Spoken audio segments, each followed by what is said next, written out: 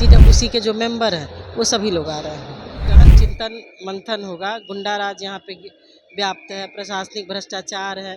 देखिए, बिहार में मुद्दा ही मुद्दा है। सबसे बड़ा तो बेरोजगारी और पलायन, ये सबसे बड़ा मुद्दा है। प्रशासनिक भ्रष्टाचार, बिना किसी काम का बिना चढ़ावे का कोई काम नहीं होता है। पटना के ऐतिहासिक गांधी मैदान में आके बोले 2-2 करोड़ नौकरी दूंगा, 15 लाख रुपया दूंगा, भ्रष्टाचार खत्म होगा।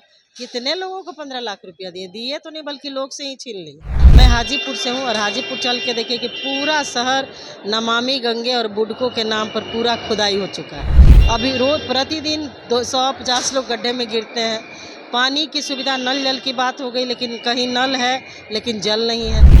और बिहार के कांग्रेस कार्यकर्ताओं नेताओं के लिए बहुत ही ऐतिहासिक क्षण है। आप देख ही रहे हैं कितनी अच्छी से पूरी तैयारी चल रही है और सब लोग अब अपने नेता के इंतज़ार में हैं।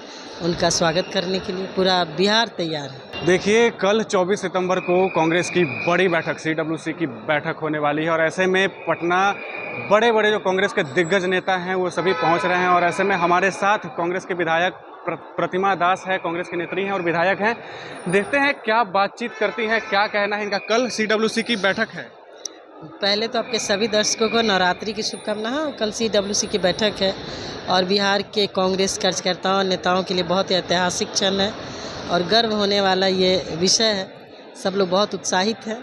आप देख ही रहे हैं कितनी अच्छी से पूरी तैयारी चल रही है और सब लोग अब अपने नेता के इंतज़ार में हैं।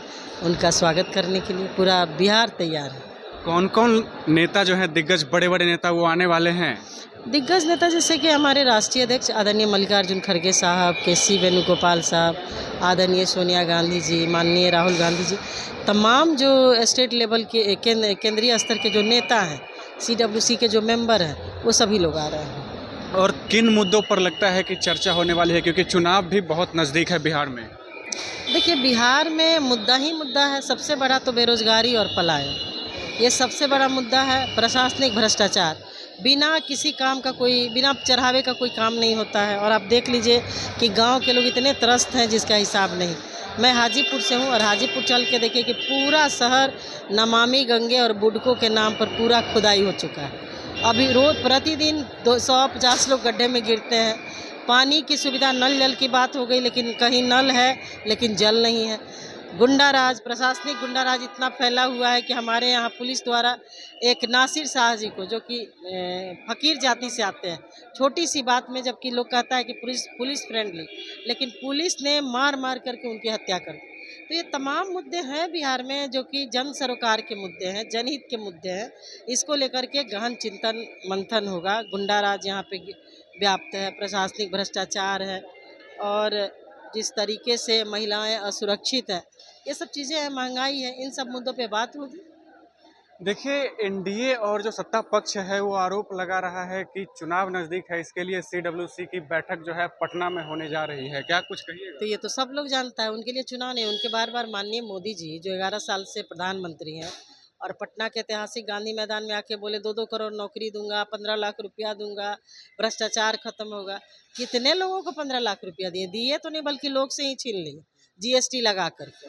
अब जीएसटी लगाए या चुनाव आया तो उन्होंने कम क्यों किया? क्या हमारी सरकार ने जीएसटी लगाई थी? 28% जीएसटी लगा और अभी आप कह रहे हैं कि हमने 10% कर दिया, हमने 18% कर दिया।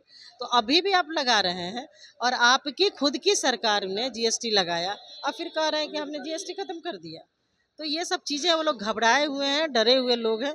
इसलिए उनको लगता है कि कांग्रेस जितना मजबूती से और हमारे नेता ने उनकी चोरी पकड़ी है, जननायक राहुल गांधी जी ने वोट अधिकार यात्रा निकाल करके, इससे वो लोग खुद ही घबराए हुए हैं। एनडीए तो कहती है कि उन्होंने विकास किया है और यही मुद्दा लेकर के वो लोगों के बीच में जाएंगे और फिर से उनकी सरकार बनेगी। अरे भाई, विकास कहीं दिखा आपको?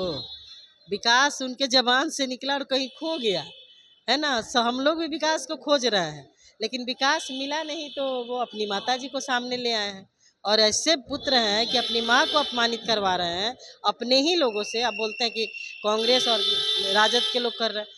तो कांग्रेस का संस्कार नहीं है कि किसी को गाली गलौज करे या फिर किसी भी बिहार के नेता का, लेकिन ये लोग इतना गिरे हुए लोग हैं कि ये लोग कुछ भी करेंगे। आप वीडियो देखिए, बिहार के जो संजय जी हैं, जो उनके अध्यक्ष हैं, क्या बोलते हैं कि हमारे पास तो गाड़ी का पूरा डिक्शनरी है, चुन चुन के गाली देंगे। वीडियो वायरल हुआ था। तो गालीबाज नेता तो वो लोग खुद ही हैं, यहाँ कोई गाली देने वाला नहीं है। इसीलिए ना कोई विकास हुआ है, ना कोई काम हुआ, इसलिए वो लोग घबराए हुए हैं। एक आखिरी सवाल, क्या लगता है इस बार महागठबंधन और कांग्रेस की सरकार बन रही है बिहार में? वो तो जनता बता रही है, गांव में जाके देखिए। जो गरीब गुरबा दलित पिछड़े लोग हैं, वो जो गरीब हैं, जो नौजवान हैं, जिसको नौकरी नहीं मिला, इसमें मन बनाया आज वोटिंग हो जाए तो आज सरकार बन जाएगी। तो सब लोग इस इंतजार में है कि बिहार में बदलाव का बयार है और जनता परिवर्तन के मूड में है। देखिए, जनता परिवर्तन के मूड में है और विकास कहीं खो गया है। बड़ी बातें कहते नजर आ रही थी प्रतिमा दास, विधायक हैं, कांग्रेस नेत्री हैं। तब तक के लिए इतना ही। आगे की अपडेट्स के लिए बने रहिए हमारे साथ और देखते रहिए हेडलाइंस बिहार। धन्यवाद।